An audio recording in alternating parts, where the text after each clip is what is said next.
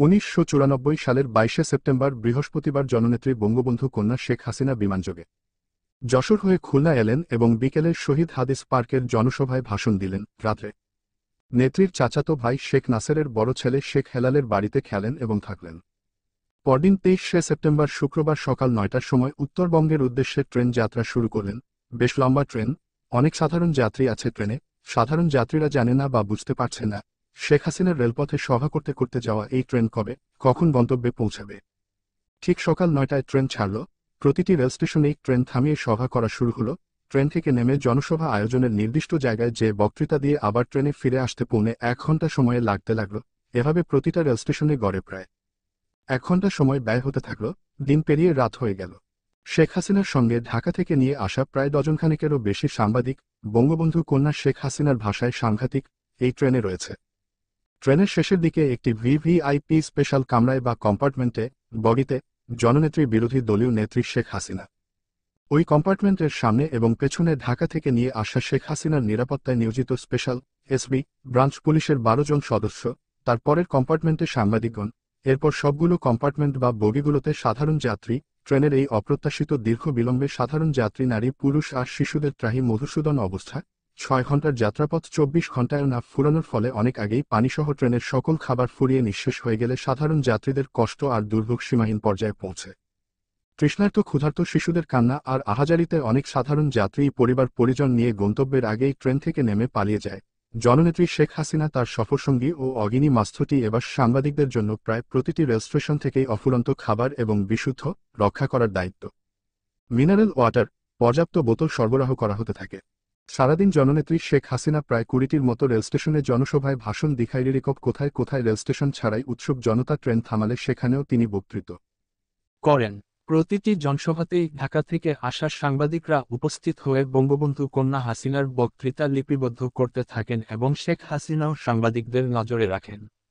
কিন্তু রাতের অন্ধকারে শেখ হাসিনা সাংবাদিকদের আর নজরে রাখতে পারেননি। ওদিকে শেখ হাসিনা বারবার একই বক্তৃতা দেওয়ায় সাংবাদিকদের তা মুখস্থ যাওয়াতে অনেক সাংবাদিকই রাতের অন্ধকারে ট্রেন থেকে নেমে শেখ হাসিনার বক্তৃতা লিপিবদ্ধ করতে যায়নি। রাত তখন ১১টা ১৭ মিনিট। শেখ হাসিনাকে বহনকারী ট্রেন ঈশ্বরদী রেল স্টেশন পৌঁছার কিছু সময় বাকি রয়েছে। এমন সময় বঙ্গবন্ধু কন্যা শেখ হাসিনা বললেন, এত টাকা পয়সা খরচ করে জামাই আদর করে ঢাকা থেকে যে সাংবাদিক এনেছি তারা কি সব ঘুমাচ্ছে? জনসভায় এত লোক হচ্ছে, আমি এত বক্তৃতা করছি, সাংবাদিক নজরে পড়ছে না তো? তোমরা একটু সাংবাদিক ঘুম ভাঙিয়ে আমার শেখ হাসিনার জনসভায় পাঠাও যাতে পত্র পত্রিকায় ভালো নিউজ হয়। বঙ্গবন্ধু কন্যা শেখ হাসিনার বেতনভোগ ব্যাগ বহনকারী মদন মোহন দাস, যার নামে শেখ হাসিনার লাল রঙের নিশান পেট্রোল জিপ গাড়িটি রেজিস্ট্রেশন করা, বলল, ডাইকা ঘুম ভাঙান লাগবো না, পিস্তল দিয়া রাউন্ড গুলি কইরা দিলেই সাংঘাতিক ঘুম কই যাইব, লাফাইয়া ট্রেন থাইকা নিচে পইরা যাইব। আলাউদ্দিনের প্রদীপ পাওয়ার মতো সঙ্গে সঙ্গে বঙ্গবন্ধু কন্যা শেখ হাসিনা তার বাবার ফুফাতো ভাইয়ের ছেলে বাহাউদ্দিন নাসিমকে, বর্তমানে প্রধানমন্ত্রী শেখ হাসিনার এপিএস, বললেন, দে ২ রাউন্ড গুলি করে।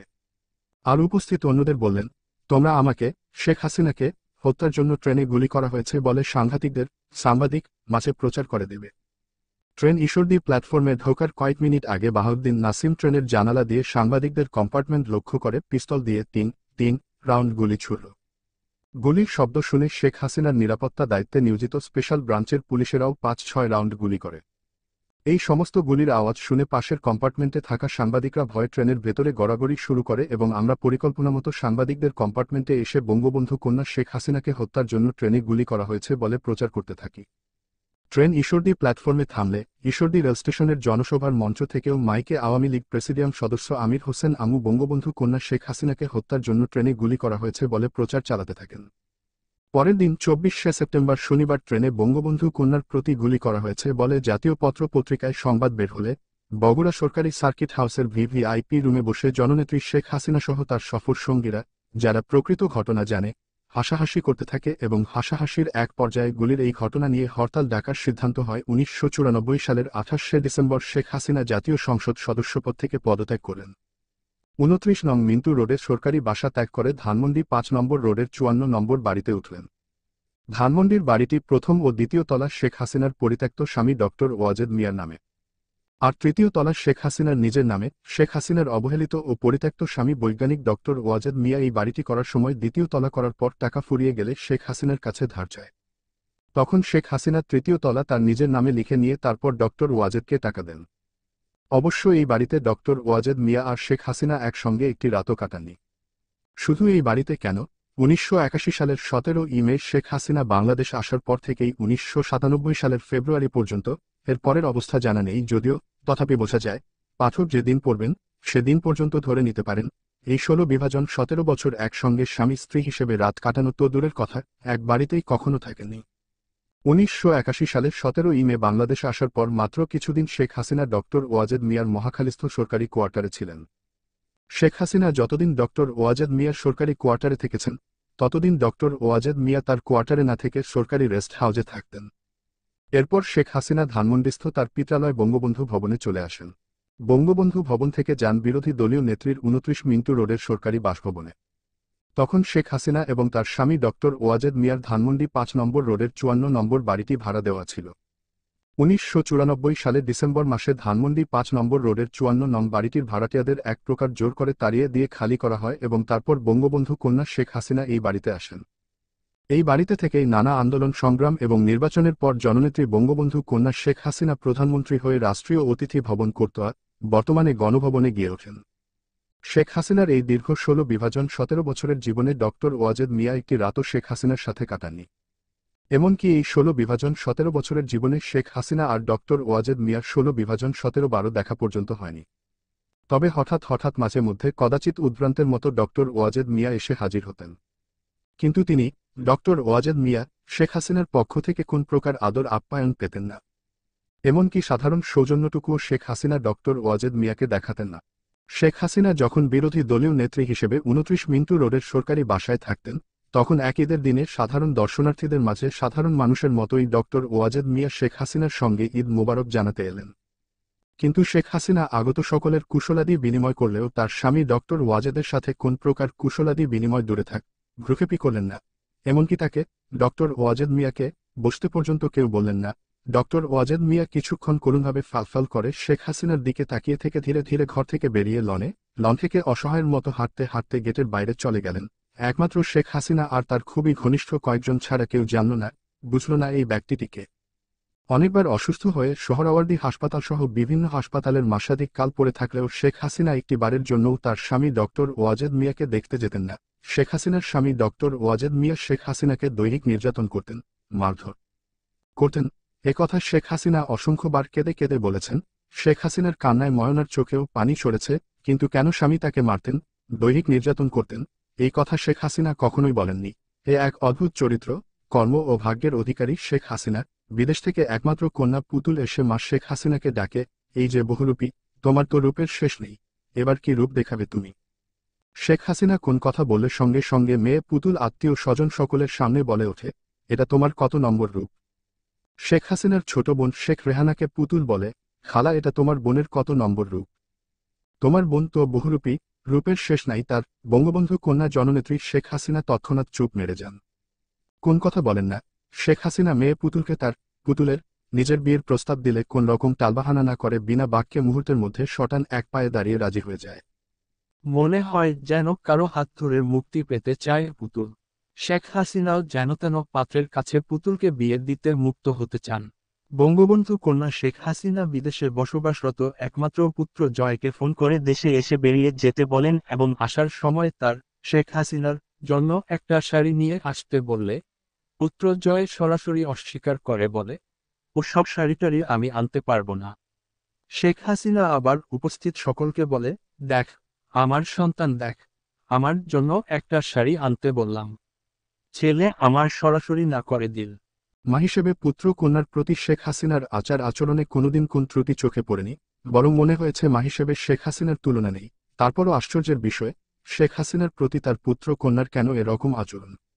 শেখ হাসিনা তার কন্যা পুতুলের বিয়ে ঠিক করলে ধানমন্ডিস্থ বাড়িতে শেখ হাসিনার স্বামী ডক্টর ওয়াজেদ মিয়া এসে ক্ষিপ্ত হয়ে শেখ হাসিনাকে বলতে লাগলেন, মেয়ে কি তোমার একার? মেয়ে কি আমার না? তুমি রাজাকারের ছেলের কাছে আমার মেয়ের বিয়ে ঠিক করেছ। রাইফেল হাতে নিয়ে যে রাজাকারগিরি করেছে, মুক্তিযোদ্ধা মেরেছে, তার ছেলের সঙ্গে আমি কিছুতেই আমার মেয়ে বিয়ে দেব না। তুমি আমার মেয়েকে ওই রাজাকারের ছেলের সাথে কিছুতেই বিয়ে দিতে পারবে না। জননেত্রী বঙ্গবন্ধু কন্যা শেখ হাসিনা বললেন, আমি মেয়ে বিয়ে দেব, পারলে তুমি ঠেকাও। ডক্টর ওয়াজেদ বললেন, তাই বলে তুমি রাজাকারের ছেলের সাথে মেয়ে বিয়ে দেবে? বঙ্গবন্ধু কন্যা বললেন, কিসের আবার রাজাকার ফাজাকার, আমার আত্মীয় এটাই বড় কথা। সাথে মরলে আত্মীয়রাই মরে, দেখনি ওই মুক্তিযোদ্ধারাই আমার বাপ মা ভাইদের কিভাবে মেরেছে। আমি আমার মেয়েকে এখানেই বিয়ে দেব, পারলে তুমি ঠেকাও। ডক্টর ওয়াজেদ মিয়া বললেন, তোমাদের সাথে তো আমি ঠেকাঠেকিতে পারবো না, তবে আমি বলে দিচ্ছি আমার মেয়েকে যদি রাজাকারের ছেলের সাথে বিয়ে দেও তবে আমি এই বিয়ের সাথে নেই, বিয়েতে আমি আসবো না। আমি তোমাকে অনুরোধ করছি, ওই রাজাকারের ছেলে ছাড়া যেখানে খুশি সেখানে তুমি মেয়ে বিয়ে দাও, আমি তোমার সাথে থাকব, কিন্তু রাজাকারের বংশের কাছে মেয়ে বিয়ে দিলে আমি থাকব না। বঙ্গবন্ধু কন্যা শেখ হাসিনা তার স্বামী ডক্টর ওয়াজেদের কথা রাখলেন না, তিনি তার ইচ্ছে মতো রাজাকারের ছেলের সঙ্গেই মেয়ে বিয়ে দিলেন। সত্যি সত্যিই ডক্টর ওয়াজেদ কথা পাকাপাকি, পান চিনি, গায়ে হলুদ এবং বিয়ে কোথায়ও আসলেন না।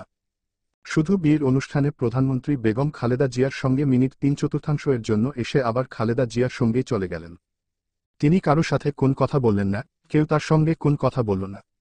বিয়ের খুঁটিনাটি থেকে শুরু করে যাবতীয় যা আয়োজন তার সিংহভাগই করতে হয়েছে আমাদের প্রধানমন্ত্রী শেখ হাসিনা কর্তৃক অবাঞ্ছিত ঘোষিত 1 নম্বর মতিউর রহমান রেন্টু, 2 নম্বর মিসেস মতিজুর রহমান রেন্টু, ময়না।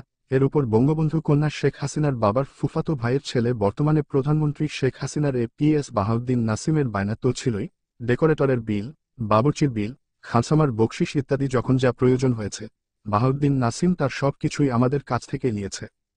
বিয়ের অনুষ্ঠানে বিয়ে পড়ানোর জন্য কাজীর সামনে একটি মাইক লাগানো হয়েছিল। বঙ্গবন্ধু কন্যা শেখ হাসিনা হঠাৎ সেই মাইক দিয়ে বিয়ের অনুষ্ঠানে আগতদের ঢালাওভাবে ধমকের সুরে বলতে লাগলেন, সব যান বের হন, কি পেয়েছেন? তামাশা পেয়েছেন? এখনই এই জায়গা থেকে চলে যান, নইলে অসুবিধা হবে। বঙ্গবন্ধু কন্যার মুখে মাইকে এই কথা শুনে উপস্থিত সকলে হতবিহ্বল, কিংকর্তব্যবিমূঢ় হয়ে যায় এবং অনেকেই আগা মাথা না বুঝে অনুষ্ঠান থেকে চলে যেতে শুরু করলে ময়না তাড়াতাড়ি জননেত্রীর কাছে এই কথার অর্থ কি জানতে চাইলে শেখ হাসিনা বলেন, দাওয়াত ছাড়াই অনেকে এসেছে, তাদের জন্য আমি এই কথা বলেছি। এরপর ময়না নিমন্ত্রিত অতিথিদের অনেককে বোঝাবার চেষ্টা করেছে, কিন্তু তাতে ফল হয়নি। অধিকাংশ নিমন্ত্রিত অতিথিই না খেয়ে চলে যায়। বিয়ের সকল অনুষ্ঠান শেষ, সকলেই চলে গেছে, শুধু বর, জামাই আর বরের আত্মীয় স্বজনরা রয়েছে। বঙ্গবন্ধু কন্যা শেখ হাসিনা তার কন্যা পুতুলকে বরের গাড়িতে তুলে দিয়ে ময়নাকে জড়িয়ে ধরে কান্নায় ভেঙে পড়লেন। তারপর জননেত্রী শেখ হাসিনা ময়নাকে বললেন, ময়না আজ আর তুমি আমাকে ছেড়ে যেও না। বিয়ের অনুষ্ঠানস্থল সংসদ ভবন চত্বর থেকে শেখ হাসিনার সঙ্গে আমাদের একমাত্র সন্তান 5 বৎসরের স্বর্ণলতাকে সাথে নিয়ে ধানমন্ডি 5 নম্বর রোডে শেখ হাসিনার 54 নম্বর বাড়িতে চলে এলাম। বাড়িতে এসে বাইরের কাপড় পাল্টে সবাইকে নিয়ে মাটিতে গোল হয়ে বসে জননেত্রী শেখ হাসিনা ময়নাকে বললেন, ময়না তোমরা যা করলে, তোমাদের ঋণ জীবনে শোধ করা যাবে না, কোনোদিন তোমাদের ভোলা যাবে না, কোনোদিন তোমাদের ভুলব না। আমাদের মেয়ে স্বর্ণলতাকে দেখিয়ে বললেন, ও তো পেটে থেকেই আমাকে ভালোবাসে। অবশ্য এসব কথা শেখ হাসিনা আজ নতুন বলছেন না, এর আগেও অনেকবার এসব কথা তিনি বলেছেন। 1995 সাল 10ই জানুয়ারি জাতির জনক বঙ্গবন্ধু শেখ মুজিবুর রহমানের স্বদেশ প্রত্যাবর্তন দিবস। ধানমন্ডি বঙ্গবন্ধু ভবনে বঙ্গবন্ধুর প্রতিকৃতিতে পুষ্পস্তবক অর্পণ করে রামমোহন দাসের নামে রেজিস্ট্রি করা লাল রঙের নিশান পেট্রোল জিপে করে ফিরে আসছেন শেখ হাসিনা। তার সঙ্গে পাশে বসে আছে তার একজন মাত্র সঙ্গী, ড্রাইভার জালাল গাড়ি চালাচ্ছে। ড্রাইভার জালাল বঙ্গবন্ধু কন্যা শেখ হাসিনাকে জিজ্ঞেস করল, আপা মেয়র হানিফ এল না ফুল দিতে? শেখ হাসিনা জবাব দিলেন, কে জানে, বঙ্গবন্ধুর প্রতিকৃতিতে ফুল দেওয়ার জন্য ওকে কম ফোন করিনি, ওর কাছে কম লোক পাঠায়নি, তারপর বেমানটা আসেনি, শয়তানটা পাত্তাই দেয়নি। 1,37,00,000 টাকা খরচ করে নিমকহারামটাকে আমি মেয়র বানিয়েছি। তোমরা তো সব জান, সবই দেখেছ, সবই করেছ, কত কষ্ট করেছি আমি। আসলে যে দল থেকে একবার চলে যায় তাকে আর দলেই নেওয়া উচিত না। ও মেয়র হওয়ার জন্য আমার সাথে বেইমানি করে স্বৈরাচারী এরশাদকে বাপ ডেকে এরশাদের পার্টিতে চলে গেছিল। সেখানে ছেক খেয়ে আবার আমার কাছে ফিরে যখন আসলো তখনই বেইমানটারে নেওয়া উচিত ছিল না। কিন্তু কি যে হলো, কি মনে করে যে আবার নিলাম, শয়তানটা আমার সাথে এত বড় বেইমানি করবে বুঝতে পারিনি। বুঝলে কি আর এই কাম করি? বঙ্গবন্ধু কন্যা শেখ হাসিনা 1994 সালের শেষ মুহূর্তে ধানমন্ডি বাড়িতে উঠেই 95 সালের জানুয়ারির প্রথম থেকেই জোরসোরে লাগাতার আন্দোলন, সংগ্রাম, হরতাল, পদযাত্রা ইত্যাদি শুরু করলেন। দুপুর 2টায় টঙ্গী থেকে মহাখালী পর্যন্ত পদযাত্রা শুরু হলো। অর্থাৎ টঙ্গী থেকে সবাই পায়ে হেঁটে মহাখালী যাবেন। মহাখালীতে মঞ্চ তৈরি করা আছে। পদযাত্রা শেষে এই মঞ্চ থেকে শেখ হাসিনা ভাষণ দেবেন। শেখ হাসিনা তার বেতনভুক ব্যাগ বহনকারী রামমোহন দাসের নামে রেজিস্ট্রেশন করা লাল রঙের নিশান পেট্রোল জিপে করে, বাকি সব নেতা কর্মী পায়ে হেঁটে টঙ্গী থেকে মহাখালীর দিকে রওনা হলো। প্রায় ৫-৭ হাজার লোকের পদযাত্রা, হাজার লোকের ঠিক মাঝখানে শেখ হাসিনা জিপে করে পদযাত্রার সঙ্গে তাল মিলিয়ে চলছেন। পদযাত্রার মাঝে মাঝে গোটা বিশেক রিকশায় মাইক বেঁধে নানা ধরনের স্লোগান দেওয়া হচ্ছে। জানুয়ারি মাস, শীতের বেলা, হাঁটতে খুব একটা খারাপ লাগছে না, দুপুর গড়িয়ে বিকেল হবে। হঠাৎ একটি মাইকে বলা হলো জননেত্রী শেখ হাসিনা এখন আসর নামাজ পড়ছেন।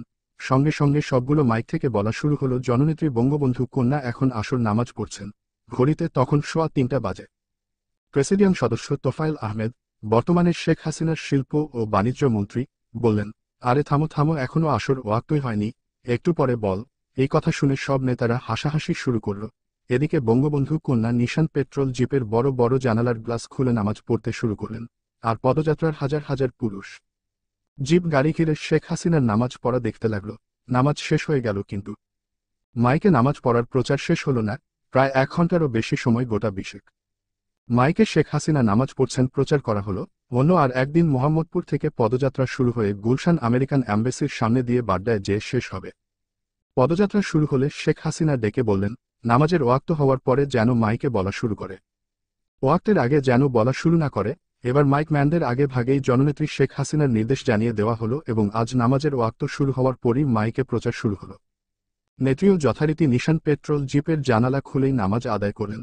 হাজার হাজার পুরুষ মানুষও জিপ ঘিরে শেখ হাসিনার নামাজ আদায় দেখল। পদযাত্রা শেষে বঙ্গবন্ধু কন্যা তার ধানমন্ডিস্থ বাসায় গেলে তার এক সঙ্গী বলল, আপা, শেখ হাসিনা, আপনি নামাজ পড়তে থাকলে মানুষ ভিড় করে আপনাকে দেখতে থাকে, এতে নামাজ নষ্ট হয়, আপনি নিশান পেট্রোল জিপে পর্দা লাগিয়ে নেন। উত্তরে শেখ হাসিনা বললেন, না, পর্দা লাগালে জিপের ডিসেন্সি থাকে না। তখন ওই সঙ্গী বলল, তাইলে আপা, আপনি জিপে বড় একটা চাদর রাখবেন, যখন নামাজ পড়বেন আমরা তখন ওই চাদর দিয়ে জিপটা ঘিরে রাখব, যাতে আপনার নামাজ পড়া কেউ দেখতে না পারে। জননেত্রী বললেন, না, তোমরা তো সব ভাইয়ের মতো, চাদর লাগবে না। এর ৩ দিন পরে কাঁচপুর থেকে গুলিস্তান পর্যন্ত পদযাত্রা। এই পদযাত্রায় ওই একই মাইক, একই নামাজ, একই পুরুষ মানুষের ঘিরে রাখা। এই পদযাত্রার যোগ দিয়েছিল নোয়াখালী জেলা আওয়ামী লীগের সভাপতি মোহাম্মদ হানিফ, বঙ্গবন্ধু কন্যা শেখ হাসিনার নিশান পেট্রোল জিপের পাশে হাঁটতে হাঁটতে মোহাম্মদ হানিফ বঙ্গবন্ধু কন্যা শেখ হাসিনাকে জিজ্ঞেস করলেন, নেত্রী, আমার মিতাকে দেখছি না। নেত্রী বললেন, কোন মিতা? জেলা সভাপতি বললেন, নগর আওয়ামী লীগের সভাপতি ঢাকার মেয়র মোহাম্মদ হানিফকে দেখছি না।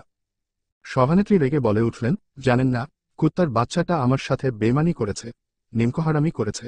ওরে আমি ১,৩৭,০০,০০০ টাকা খরচ করে মেয়র বানিয়েছি, আর কুত্তার বাচ্চাটা আমার সাথেই বেইমানি করেছে। ও ঢাকার মেয়র হানিফ এখন প্রতিদিন খালেদা জিয়ার সাথে দেখা করে, দিনে ৩-৪ বার খালেদা জিয়ার সাথে ফোনে কথা বলে, আর আমি খবর দিলেও আসে না, ফোন করলেও ধরে না। সময় আসলে এই বেইমানদেরও শিক্ষা দিতে হবে, বুঝলেন? এই বেইমানদের উচিত শিক্ষা দিতে হবে। আপনারা